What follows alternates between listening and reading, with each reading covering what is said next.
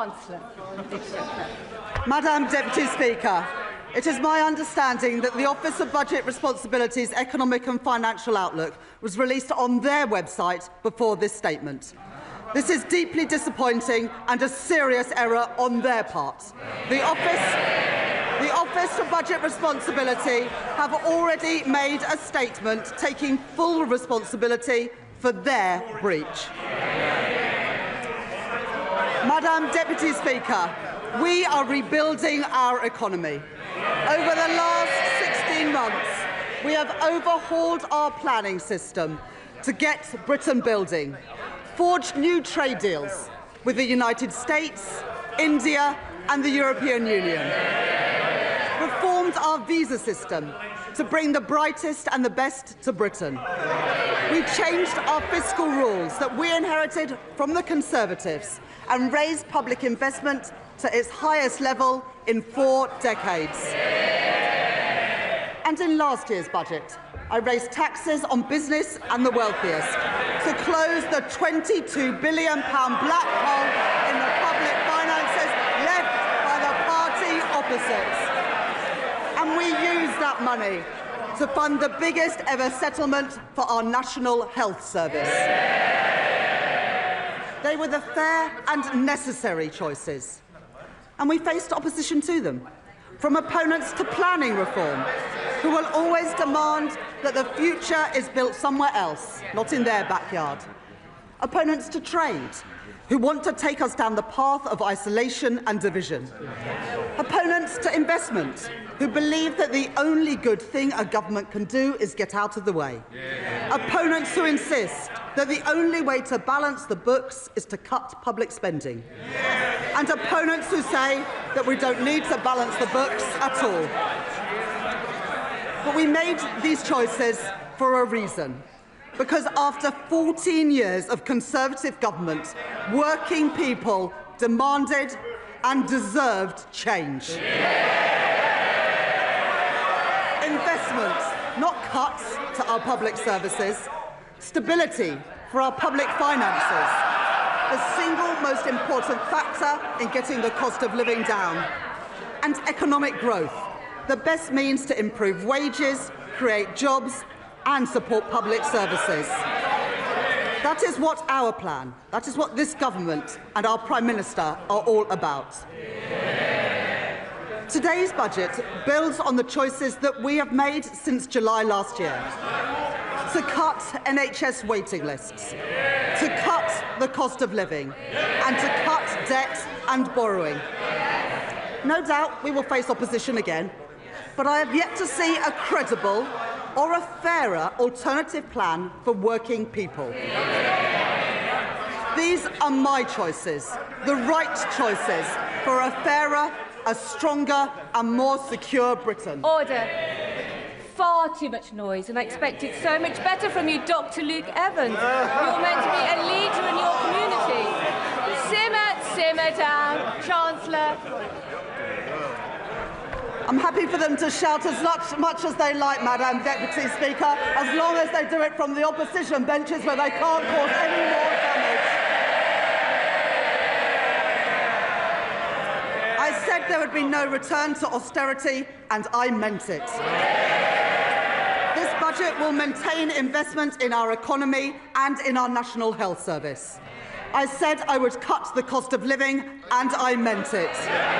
This budget will bring down inflation and provide immediate relief for families. I said I would cut debt and borrowing, and I meant it. Because of this budget, borrowing will fall as a share of GDP in every year of this forecast. Our net financial debt will be lower at the end of the forecast than it is today, and I will more than double the headroom against our stability rule to £21.7 billion, meeting our stability rule and meeting it a year early. These are my choices, not austerity, not borrowing, not turning a blind eye to unfairness. My choices are a budget for fair taxes, strong public services and a stable economy. That is the Labour choice. Growth is the engine that carries every one of our ambitions forward, through stability, investment and reform. The platform from which British ambition can finally get moving again. Because growth doesn't just appear out of thin air.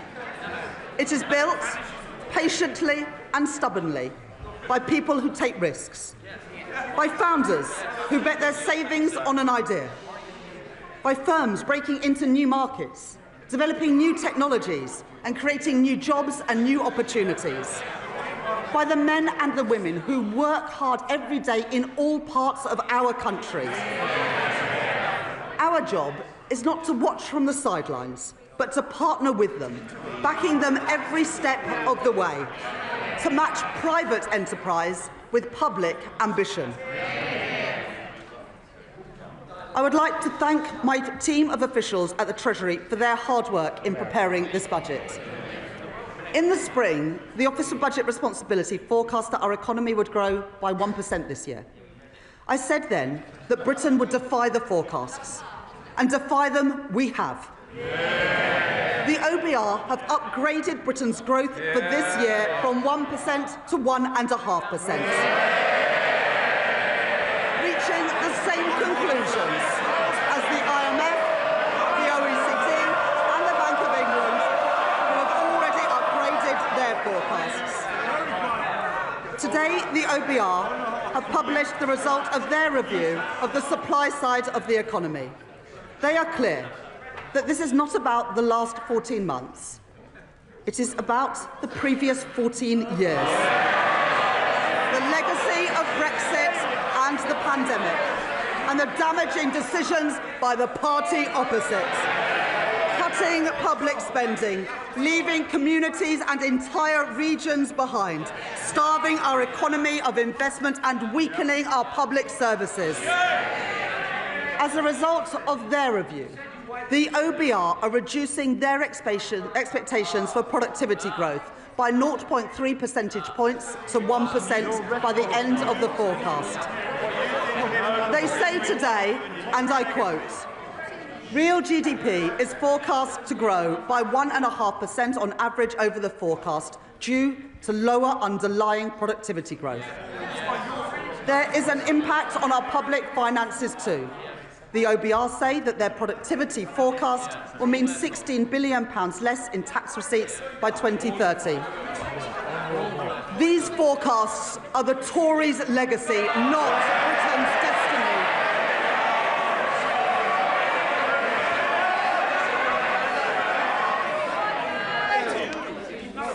Order. It is very hard to hear the Chancellor over all the shouting. And Mr. Holmes, you promised me yesterday you were going to be on top behaviour in the first few minutes. Chancellor. We beat the forecasts this year and we will beat them again.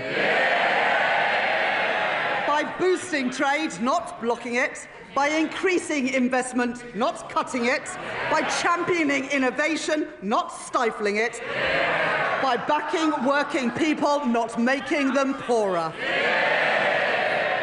Brick by brick, we've been building our economy, building roads, building homes, getting spades in the ground and cranes in the sky. Growth begins with the spark of an entrepreneur. Half of new jobs in Britain are created by scale-up businesses, and we want those jobs created here, not somewhere else. Our job is to make Britain the best place in the world to start up, to scale up and to stay. So we're widening eligibility for our enterprise incentives, so scale-ups can attract the talent and the capital that they need. Expanding the enterprise management incentive so more companies can offer tax-relieved share options. Re-engineering our enterprise investment and venture capital trust schemes so they don't just back early-stage ideas, but stay with companies as they grow. Introducing UK listings relief, a 3-year exemption from stamp duty reserve tax for companies who choose to list here in Britain. And to continue this work, I am launching a call for evidence on how our tax system can better back entrepreneurs, and a targeted review with founders and investors at the heart to make the UK an even more attractive place to grow your business. We are sending a simple message to the world. If you build here, Britain will back you. And our retail investment system should do the same. The UK has some of the lowest levels of retail investment in the G7. And that is not only bad for business, who need that investment to grow, it's bad for savers too. Someone who has invested £1,000 a year in an average stocks and shares ISA every year since 1999 would be £50,000 better off today if they'd put that same money into if they'd put the same money into a cash ISA. And so, from April 2027, I will reform our ISA system, keeping the full £20,000 allowance, while designating 8,000 of it exclusively for investment, with over 65s retaining the full cash allowance. And thanks to our changes to financial advice and guidance, banks will be able to guide savers to better choices for their hard-earned money. Over 50% of the ISA market, including Hargreaves Lansdown, HSBC, Lloyds, Vanguard and Barclays, have signed up to launch new online hubs to help people invest here in Britain. At this budget, consistent with the commitments in our corporate tax roadmap, I will retain our competitive corporation tax rate, the lowest in the G7, and retain our generous full expensing offer for business investments. I will also introduce a new 40% first-year allowance so that businesses can write off more of the cost of their investment up front, while reducing main rate writing down allowances in line with fiscal constraints. Private investment is the lifeblood of economic growth, but growth needs public investment too. When faced with challenges, previous chancellors have chosen to decrease, delay or cancel capital spending. But low investment is the cause of our productivity problem, not the solution. So my choice is not cuts, not stagnation, but to maintain the additional £120 billion of investment that I provided at the spending review. In transport, to link our towns and our cities, energy infrastructure to power our businesses, and housing, so people can live near good jobs, paying decent wages and growing businesses. That is the Labour choice. I'm grateful to the Financial Secretary to the Treasury for his work in driving our growth agenda forward. As we allocate investment for the infrastructure that is the backbone of economic growth across our country, today I will commit investment for the Lower Thames Crossing. And we're continuing to drive investment in city-region transport, in the Midlands Rail Hub and the Transpennine Route upgrade, along with our commitments to the Northern Growth Corridor, including Northern Powerhouse Rail. It is this Labour government that has overhauled our planning system, and I will today provide further funding to increase planning capacity through a new skills offer, as called for by the British Chamber of Commerce and the Confederation of British Industry. It is this Labour government that has invested in nuclear power, in Sizewell C and in Culham. We are taking forward our commitment to slash electricity prices for thousands of manufacturing businesses, as Make UK and many others have called for. And today I'm pleased to welcome John Finkelton's report, an ambitious plan to cut the red tape that has tied our nuclear industry in knots for decades. And within 3 months, we will set out our plan for delivering his recommendations. We are proud of our industrial heritage, and we are determined to build the industry of the future so that we buy, make and sell more here in Britain. That's why, as we increase defence spending, we are investing in Portsmouth, in Barrow and in Plymouth. And I'm pleased to be supporting Team Derby, an initiative to drive growth in one of our defence industry hubs. It's why we stepped in to save British Steel in Scunthorpe and invested in Sheffield Forgemasters. And it's why we've changed government procurement so we can buy British when it is crucial to our national security. For steel, for shipbuilding, and today for AI, driving innovation and building that great industry here in Britain. Yeah. But it's not just what we invest that matters, it's how we invest. Putting money and power back in the hands of local and regional leaders. Today, we are devolving £13 billion of flexible funding for 7 mayors to invest in skills, business support and infrastructure. I'm extending the business rates retention pilots in the West of England, Liverpool City region and Cornwall until 2029.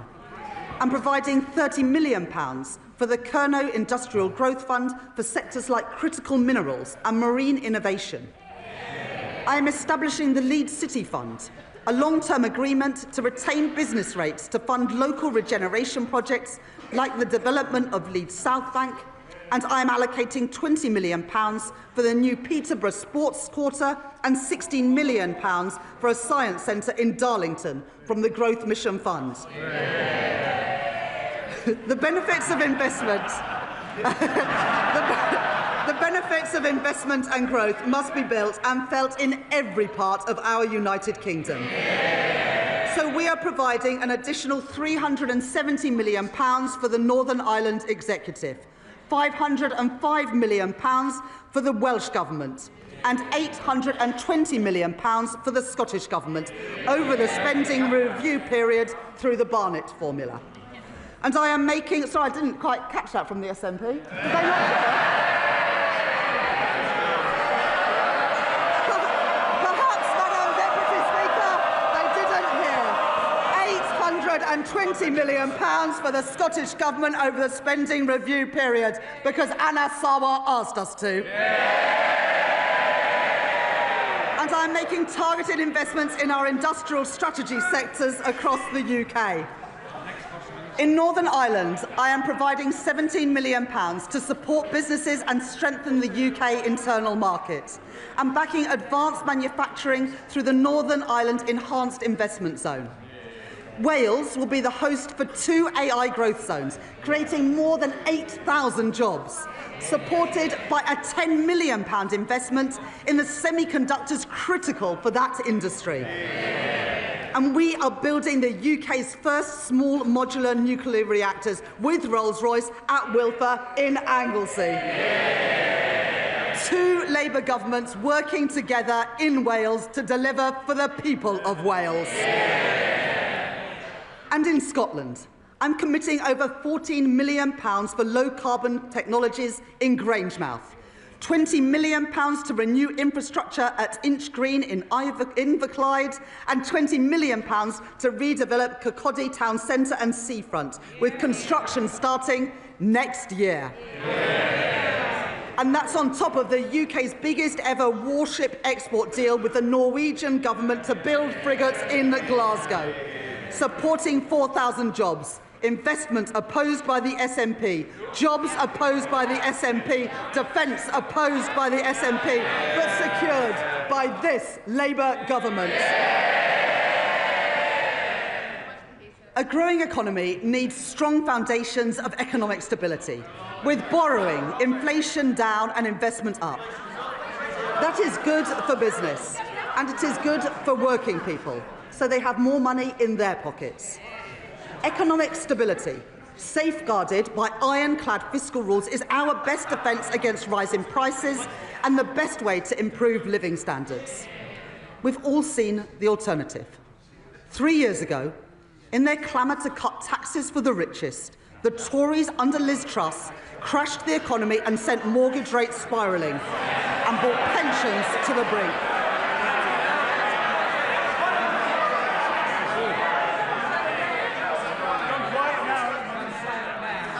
Being so loud, Madam Deputy Speaker, and yet I can't even hear them now.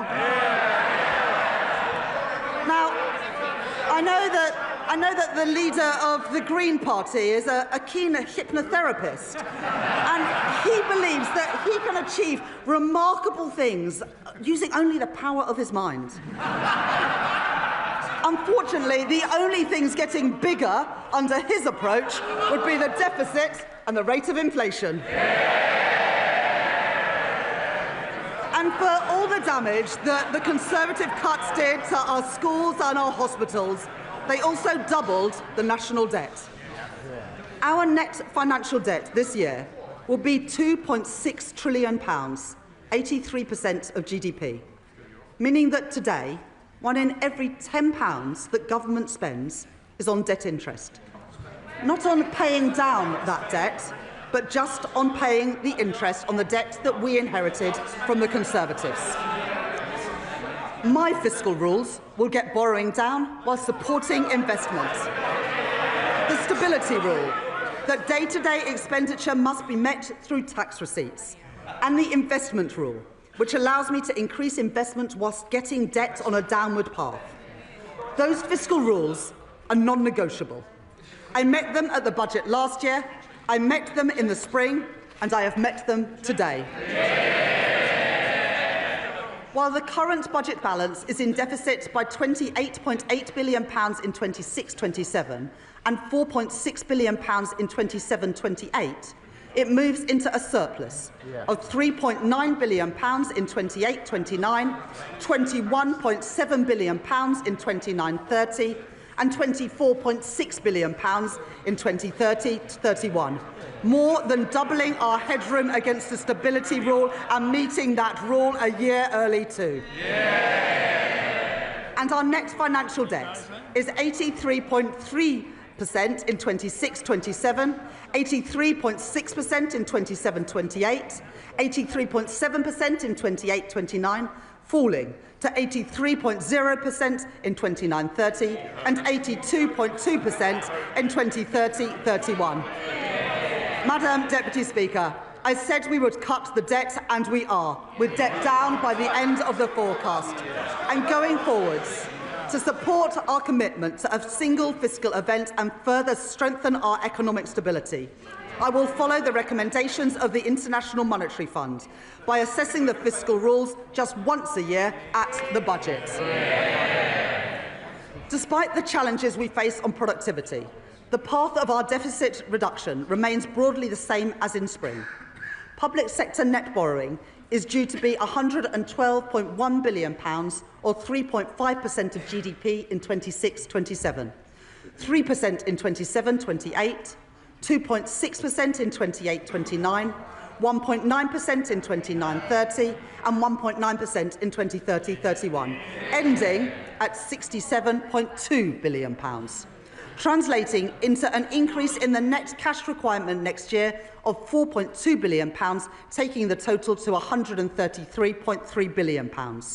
According to the IMF, we are due to reduce borrowing more over the rest of this Parliament than any other G7 economy.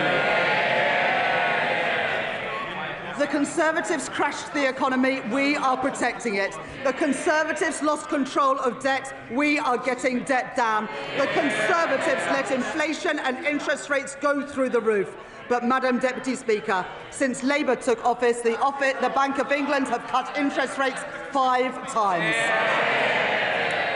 I've made my choices. Not reckless borrowing, not dangerous cuts, but stability for our economy, security for our public finances and security for family finances too. Those are the Labour choices. Madam Deputy Speaker, Tory austerity left classrooms crumbling and waiting lists sky high, weakened our productivity and choked our economic growth. And now they propose a further £47 billion of cuts to our public services. Well, that is equivalent to cutting every police officer in our country twice over. And then there is Reform, who promise more than £100 billion of cuts, with no details of where those cuts will come from or who will pay for them. A recipe for devastating damage to our public services. People voted for Labour because they wanted roads that aren't full of potholes. They want police on our streets, and they want an NHS that is there when they need it. And we're delivering that. Waiting lists down by 230,000. And not just the 2 million additional appointments we promised, but an additional 5.2 million appointments already delivered since the general election. I joined the Labour Party almost 30 years ago because I could see that the Conservative government that I grew up under didn't care much about schools like mine. Textbooks were rationed. I know that many of you weren't at schools like mine. There is far too much noise, far too much excitement. People need to calm down a little. Chancellor. They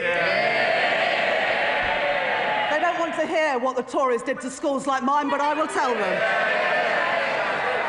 Textbooks rationed, libraries closed, kids herded into porter cabins in the playground, and I came into politics to change that. The money that I allocated at the spending review will fix the crumbling classrooms that the Conservatives left behind and build the schools that they promised but never delivered.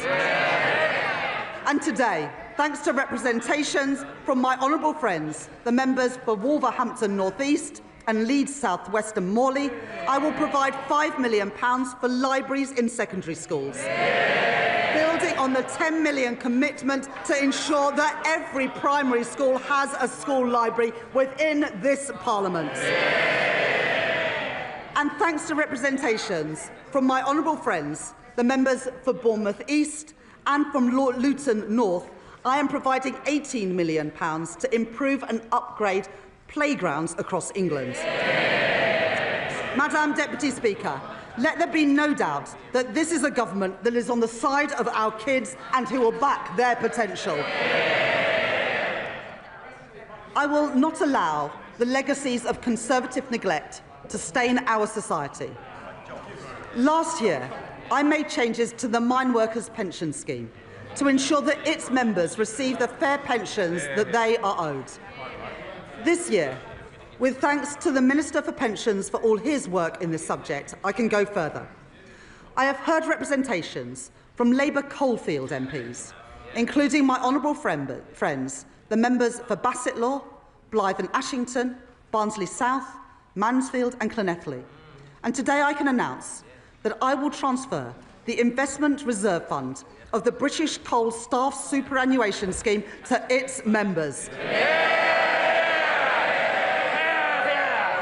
The men and the women who worked in our coal industry get a fair deal in their retirement too. And more. Having heard representations from my honourable friends, the members for Banbury and the member for Edinburgh South West, I will index for inflation on pensions accrued before 1997 in the Pension Protection Fund and the Financial Assurance Scheme, so that people whose pension schemes became insolvent, no fault of their own, no longer lose out as the result of inflation. Last year, I also provided funding to compensate the victims of the infected blood scandal, after the previous government failed to budget for the costs of compensation. This year, I have listened to representations from my honourable friend, the member for Eltham and Chislehurst, and my honourable friend, the member for Edinburgh South West.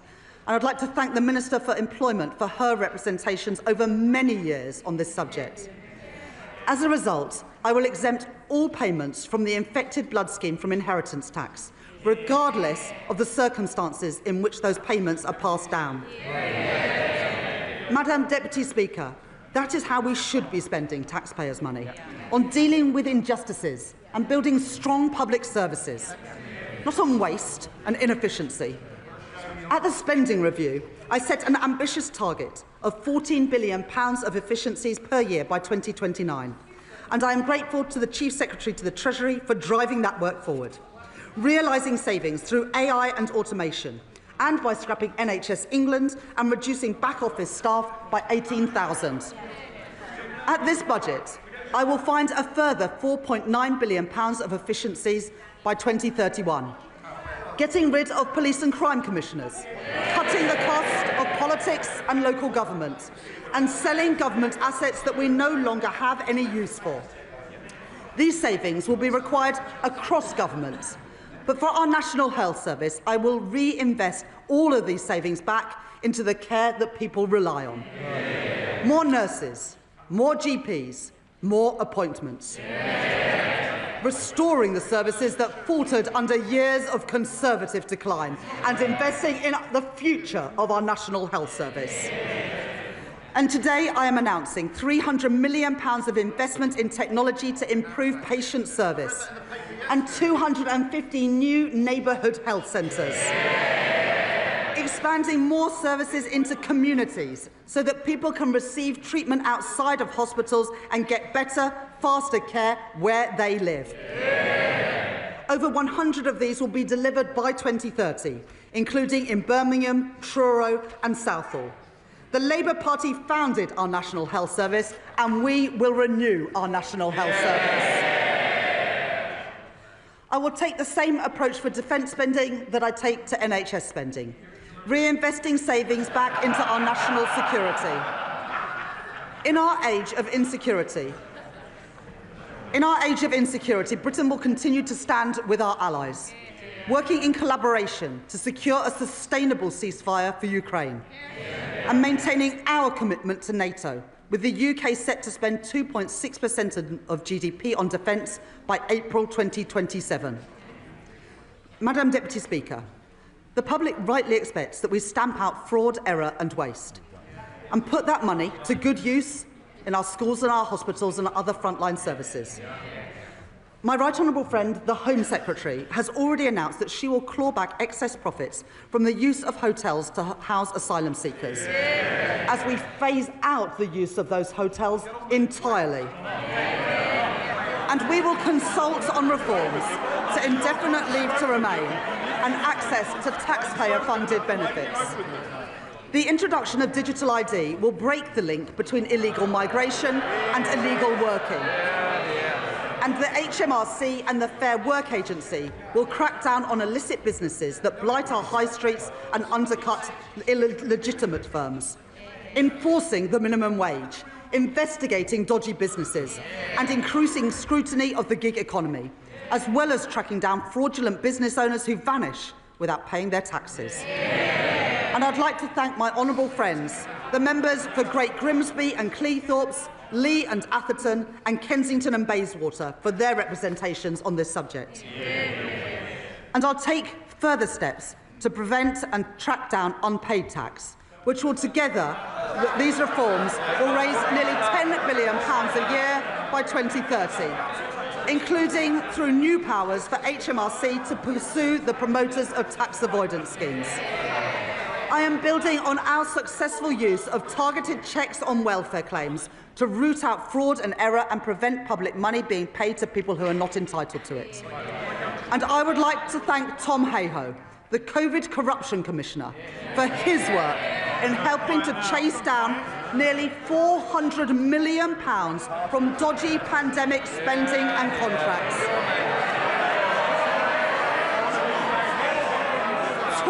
Contracts handed out by Tory ministers to Tory peers and Tory friends. Well, that money belongs in our schools and in our hospitals. Order. It is so noisy now, we can barely hear the Chancellor. Everybody needs to calm down. Chancellor. Well, I wouldn't want any honourable member to miss this. So we are chasing down that money, and we've got almost £400 million back from dodgy pandemic spending and contracts. Tory contracts handed out by Tory ministers to Tory peers and Tory donors. Well, that money belongs in our schools and in our hospitals, and we are getting that money back. And finally, Madam Deputy Speaker, we are ramping up sanctions on Russia, and we are freezing known Russian assets. But let me be clear, I don't actually mean the honourable member for Clacton.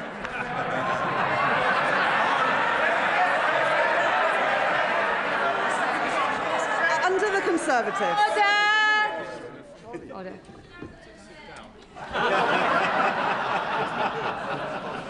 You don't need commentary from the backbenches, and Mr Dewhurst, you are so loud. It's remarkable how far your voice carries. Chancellor. Under the Conservatives, the cost of our welfare system increased by nearly 1 percentage point of GDP, equivalent to £88 billion in just 5 years. The broken welfare system that we inherited wrote off millions of people as too sick to work, and we will reform that system so that it is a system that does not count the cost of failure, but one that protects people who cannot work and empowers those who can. We have brought back face-to-face assessments for disability benefits. Those are the face-to-face assessments that the Shadow Chancellor got rid of when he was Work and Pensions Secretary. And our changes to universal credit will get 15,000 people back into work, a figure confirmed today. The former Health Secretary, Alan Milburn, will review the causes of rising youth inactivity, and we are already taking action. I'm grateful to the Federation of Small Businesses and Small Business Britain for their representations on apprenticeships.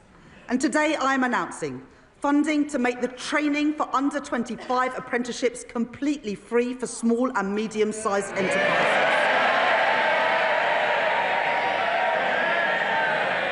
And funding our new youth guarantee, providing £820 million over the next 3 years to give young people who are let down by the Conservatives the support and the opportunity that they deserve.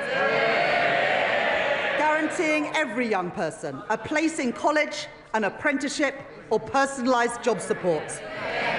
And after 18 months, 18 to 21-year-olds will be offered paid work, not benefits. The Motability Scheme was set up to protect the most vulnerable, not to subsidise the lease on a Mercedes-Benz. And so I am making reforms that will reduce generous taxpayer subsidies, and Motability have confirmed that they will remove luxury vehicles from their scheme, getting the scheme back to its original purpose of offering cost-effective leases to disabled people. And taxpayers' money should not be spent on pensions for people abroad, who only lived here for a couple of years and may never even have paid a penny in tax. The Conservatives allowed thousands of people living abroad to buy their way into the state pension for as little as £3.50 a week, debasing the purpose of our pension system. And so I will abolish access to Class 2 voluntary national insurance contributions for people living abroad, increasing the time that someone has to live or work in Britain to 10 years and increasing the contributions that they must pay.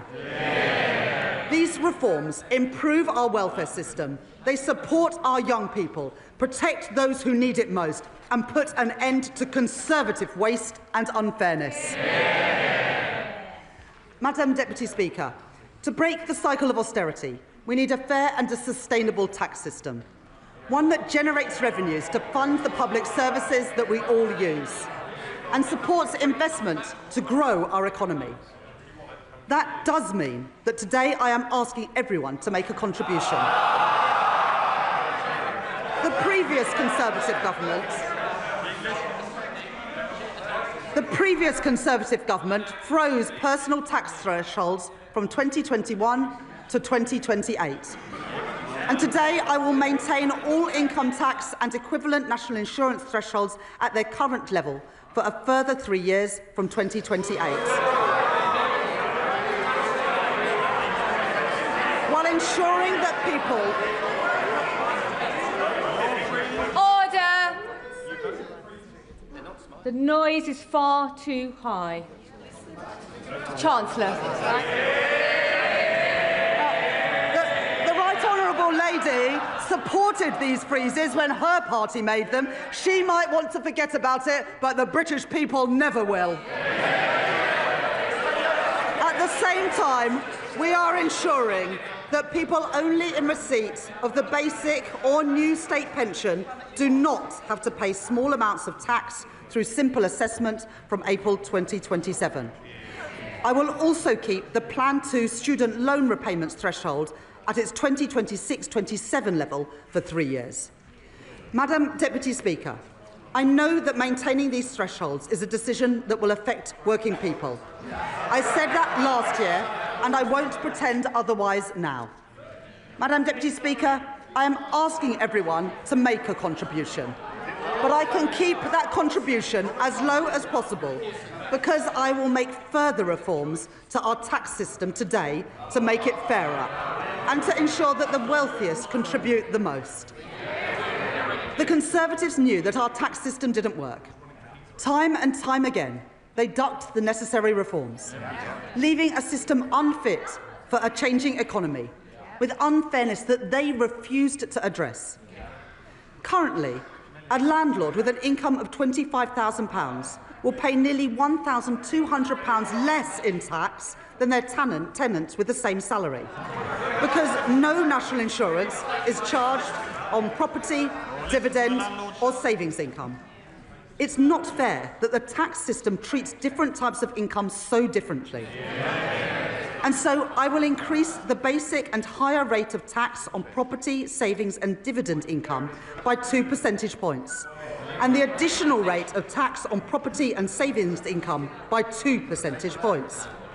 Even after these reforms, 90% of taxpayers will still pay no tax at all on their savings. As well as narrowing the gap between the tax on income from assets and income from work, I also believe that a fair society is one where the wealthiest pay their fair share. The reforms I made last year will raise an additional £8 billion a year by 2020-30 from wealth. I increased taxes last year on private equity, private schools and private jets. I abolished the non-dom tax regime. And this year, I will make 2 changes to cap trust charges and prevent avoidance. I reformed inheritance tax on agricultural and business assets.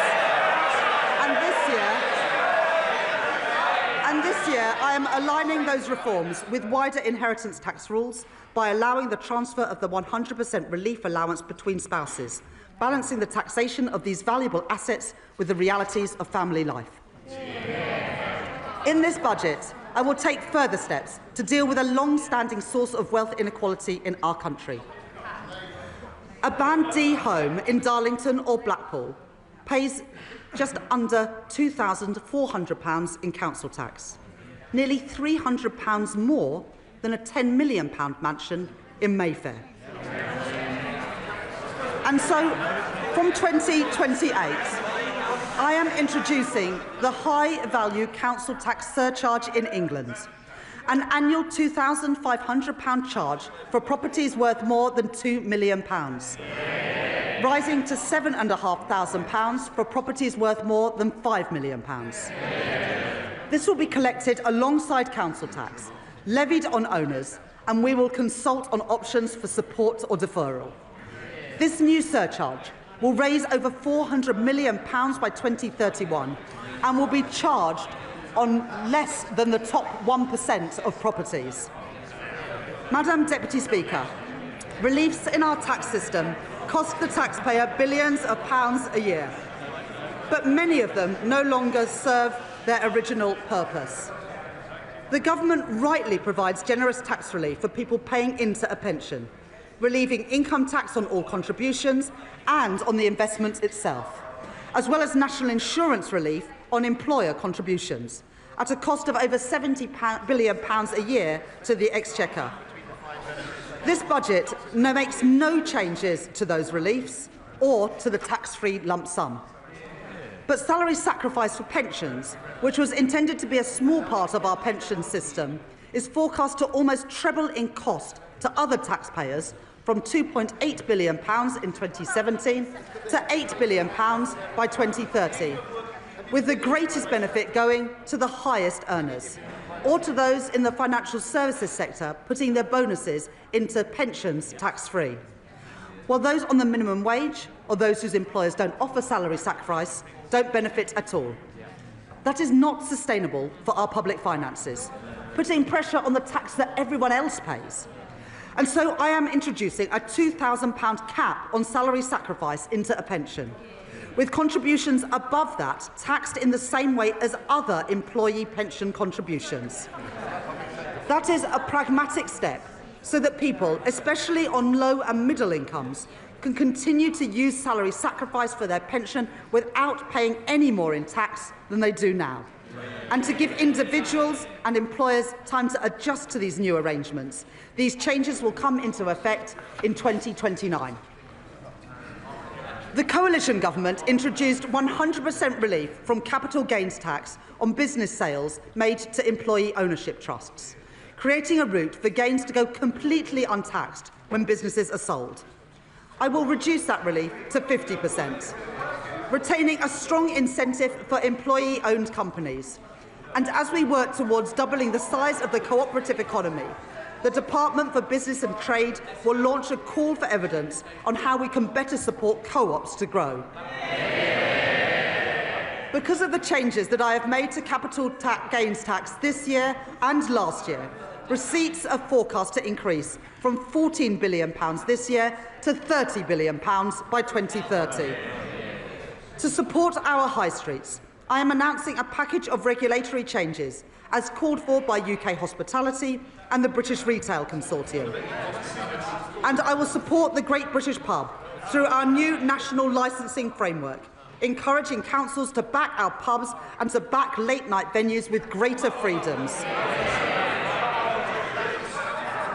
For business rates, I will introduce permanently lower tax rates for over 750,000 retail, hospitality and leisure properties, the lowest rates since 1991, paid for through higher rates on properties worth more than £500,000, like the warehouses used by online giants.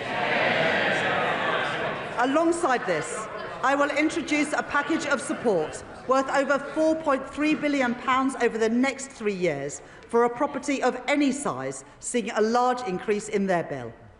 And to support a level playing field in retail, I will stop online firms from undercutting our high street businesses by ensuring customs duty applies on parcels of any value.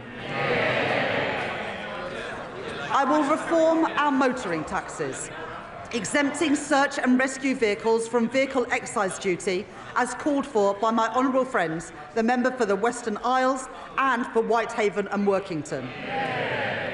And because all cars contribute to the wear and tear on our roads, I will ensure that drivers are taxed according to how much they drive and not just by the type of car they own, by introducing the electric vehicle excise duty on electric cars.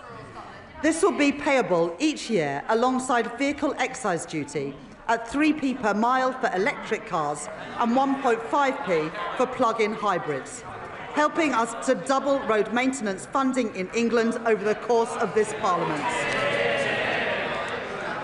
And alongside this, I am providing support to boost our British car industry, increasing the threshold for the expensive car supplement on electric vehicles to £50,000, saving over 1 million motorists £440 a year.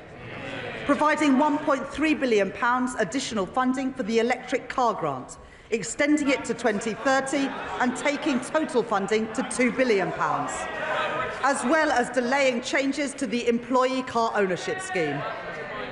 In addition, we're investing a further £200 million to accelerate the rollout of EV charging, as well as 100% business rates relief for EV charge points for the next decade, with thanks to my honourable friend, the member for Camborne and Redruth, for his representations on this policy. And I will improve competition in our taxi industry by ending ride-hailing companies' use of a discount scheme intended for coach tours, as called for by Steve McNamara, the General Secretary of the Licensed Taxi Drivers Association, legislating to restrict access so that everyone pays fairly and protecting £700 million of tax revenue each year. I am responding to our consultation on landfill tax, and listening to representations, particularly from our house building industry. I will not converge towards a single rate, but I will prevent the gap between the two rates from widening to balance the need to address tax avoidance in the current structure. I will today publish Ray McCann's report into the loan charge along with the government's response, setting out a new settlement opportunity that will finally allow people to finalise their position and draw a line under this long-standing issue. And I'd like to thank my honourable friend, the member for Milton Keynes Central, for her representations on this subject. I will continue with the planned uprating for tobacco duties that I set out last year and uprate alcohol duties by inflation, along with our plans to introduce a vaping products duty in 2026 and changes to the soft drinks industry levy announced by my right honourable friend, the Health Secretary, yesterday. And I'd like to thank the Exchequer Secretary to the Treasury for his work on all the tax measures in this budget. I will also reform gambling taxes in response to the rise in online gambling. Remote gaming is associated with the highest levels of harm. And so I am increasing remote gaming duty from 21% to 40%.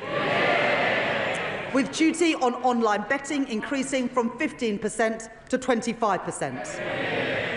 I am making no change to the taxes on in-person gambling or on horse racing.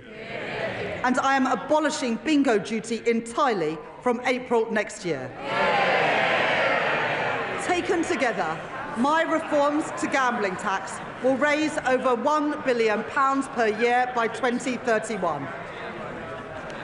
As a result of the tax reforms I have made today, I can confirm that I will not be increasing national insurance, the basic, higher or additional rates of income tax or VAT.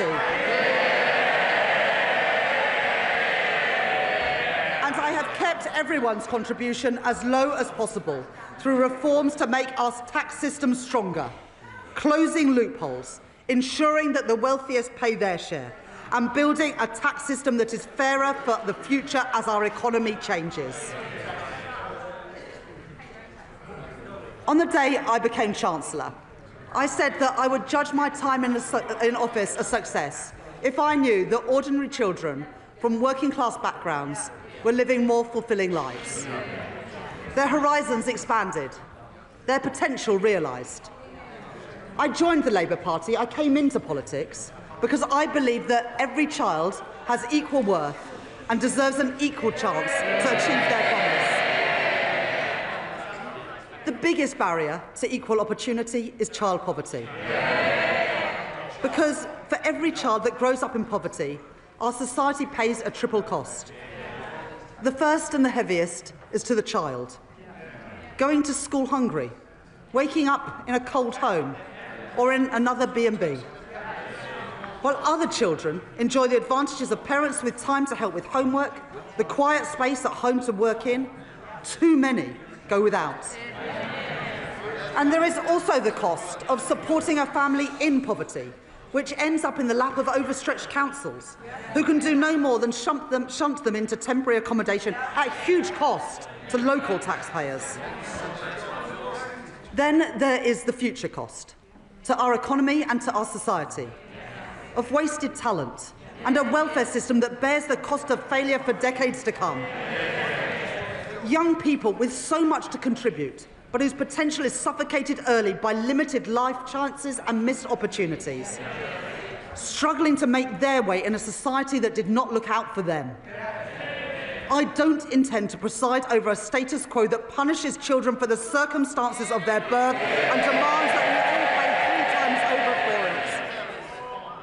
it. Since last July, we've rolled out free breakfast clubs in schools.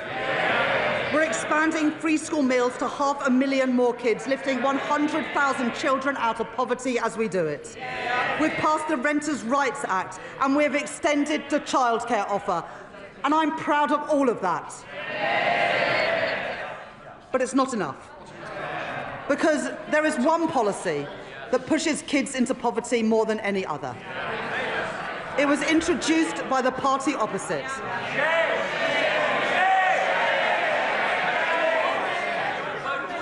They said it would save money and that it would bring about behavioural change, disincentivising poorer families from having more children.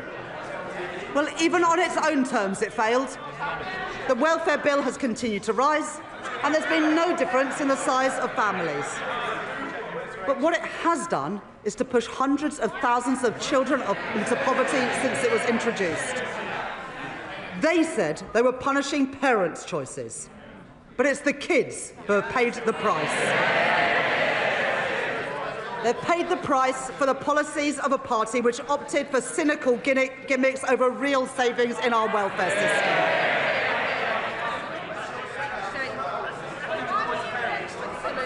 I understand that many families are finding times hard and that many kids have had to make difficult choices when it comes to having kids.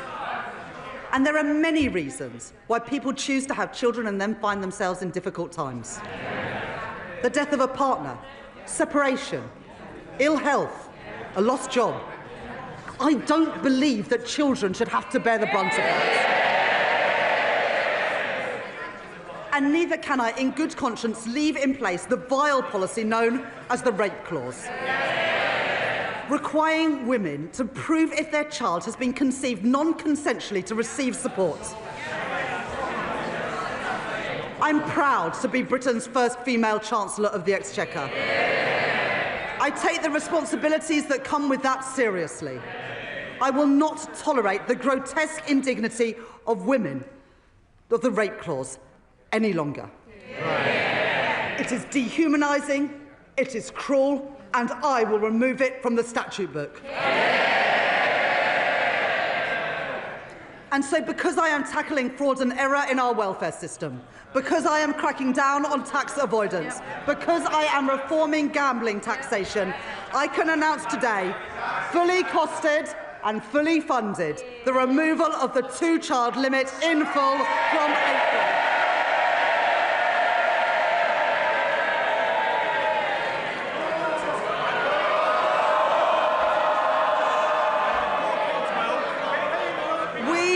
This side of the house. It's amazing what people get so angry about, and we've seen their true colours today. The thing they get angry about is lifting children out of poverty. Order! Order. Our constituents will want to hear the Chancellor. I think our constituents have heard all they need to from the party opposites today. We on this side of the House do not believe that the solution to a broken welfare system is to punish the most vulnerable. We are lifting 450,000 children out of poverty with the end of the two-child limit. And, Madam Deputy Speaker, combined with other actions we are taking, this Labour government is achieving the biggest reduction in child poverty over a parliament since records began. That is the difference that this Labour government is making.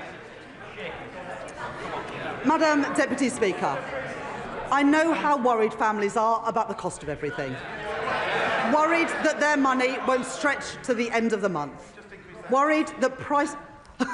I think if you've got a house that's worth £5 million a year, you can probably afford it. But you get more exercise about reducing child poverty than you do about the richest paying more. Under this government, wages have risen by more since we were elected than in 10 years under the last government, with lower interest rates already saving families £1,200 a year off a typical new mortgage, compared to that to when Liz Truss was Prime Minister. But I know that people still face pressure on their budgets day to day and week to week. And where there is more to do, where we can provide relief, we are doing it. Extending the bus fare cap, cracking down on rip-off price hikes, freezing prescription charges and freezing rail fares for the first time in 30 years.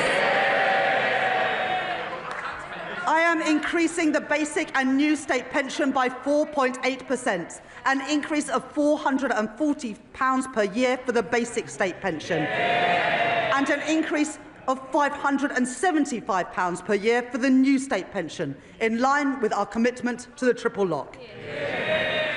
At the election, we promised a genuine living wage, and we are delivering it. At the budget last year, I increased the national minimum wage and the national living wage, and I am doing the same this year too. Accepting the recommendations of the Low Pay Commission in full, and increasing the minimum wage for 18 to 20-year-olds from £10 to £10.85 an hour. and increasing the living wage from £12.21 to £12.71 an hour. Under current plans, the temporary 5p cut to fuel duty that was introduced during the pandemic will come to an end in April, and fuel duty will be uprated in line with inflation.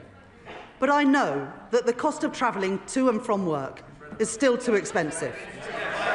And so I am extending the 5p cut until September 2026. And because I know that changes in wholesale prices are not always passed on to motorists, I am bringing in new rules to mandate petrol forecourts to share real-time price rises through a new fuel finder, empowering drivers to find the cheapest fuel, calling out rip-offs and strengthening competition, saving the average household £40 a year. Madam Deputy Speaker, one of the greatest drivers of the rising cost of living is the cost of energy prices. The cause of high energy bills must be tackled at source, and so we are investing in energy security, in nuclear and renewable energy, and in insulation through our Warm Homes Plan. But that's not enough when people are struggling with energy bills today. The Conservatives' Eco Scheme was presented as a plan to tackle fuel poverty. It costs households £1.7 billion a year on their bills. And for 97% of families in fuel poverty, the scheme, get this, has cost them more than it's saved. It is a failed scheme, and so I am scrapping it, along with taking other legacy costs off bills. And as a result, I can tell you today that for every family, we are keeping our promise to get energy bills down and cut the cost of living. With £150 cut from the average household bill from April next year. Money off bills and in the pockets of working people, that is my choice. Not to neglect Britain's energy security like the Tories did. Not to leave working families to bear the brunt of high prices like the Tories did, but to get energy costs down now and in the future. That is the Labour choice. And Madam Deputy Speaker, one more thing. Because of our action on bills and on prices, as a direct result of this budget, the Office for Budget Responsibility confirmed today that inflation is coming down faster and will be a full 0.4 percentage points lower next year. That's the benefit of a Labour government cutting the cost of living. Madam Deputy Speaker, this Labour government is changing our country. In the face of challenges on our productivity, I will grow our economy through stability, investment and reform. I've met my fiscal rules and built our economic resilience for the future. I have asked everyone to contribute, yes, for the security of our country and the brightness of its future. But I have kept that contribution as low as possible by reforming our tax system, making it fairer and stronger for the future. I have protected our NHS, maintaining public investment and driving efficiency in government spending. I've taken action on our broken welfare system, rooting out waste and lifting children out of poverty. And I have cut the cost of living, with money off bills and prices frozen, all while keeping every single one of our manifesto commitments. Those are my choices. Order. Mr. Rankin, Miss Moulton, your voice carries right across the chamber. Right across the chamber. Try and take a breath every so often. Chancellor. Those are my choices. Not austerity, not reckless borrowing, but cutting the debt, cutting waiting lists and cutting the cost of living. Those are Labour choices, promised and delivered by this budget, promised and delivered by this Labour government. And Madam Deputy Speaker, I commend this statement to the House.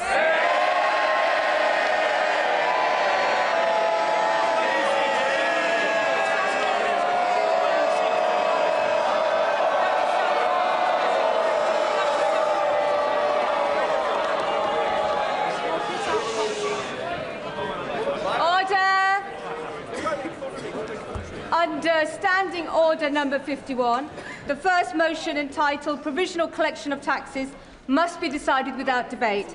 Will the Chancellor of the Exchequer please move formally? Chancellor, please move formally. Formally. The question is that pursuant to Section 5 of the Provisional Collection of Taxes Act 1968, provisional statutory effect shall be given to the following motions. Stamp duty reserve tax, UK listing relief, motion number 60. Rates of tobacco products duty, motion number 65. As many of their opinions say aye. Aye. Of the contrary, no. The ayes have it. The ayes have it. We now come to the motion entitled Income Tax Charge. It is on this motion that the debate will take place today and on the succeeding days. The questions on this motion and on the remaining motions will be put at the end of the budget debate on Tuesday, the 2nd of December. I call the Chancellor of the Exchequer to move the motion formally. Formally. The question is that income tax is charged for the tax year 2026-27, and it is declared that this is expedient in the public interest that this resolution should have statutory effect under the provisions of the Provisional Collections of Taxes Act 1968. I now call the Leader of the Opposition. Leader of the Opposition, can we beg?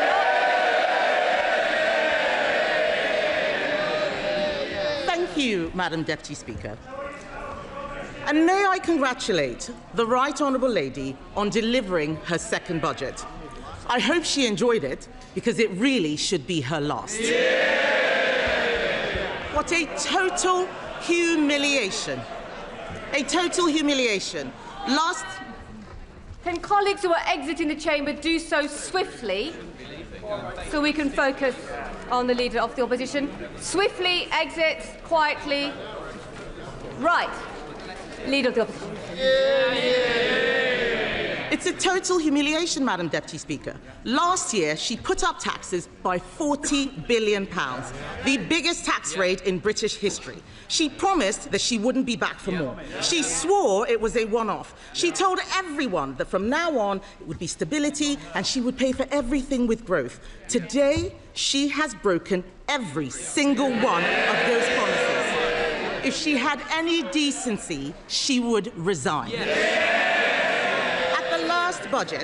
At the last budget, she said she was proud to be the country's first ever female Chancellor. After this budget, she will go down as the country's worst ever Chancellor.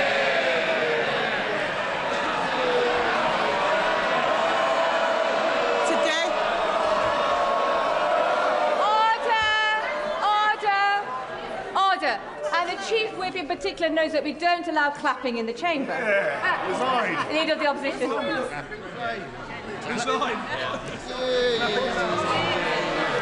Today,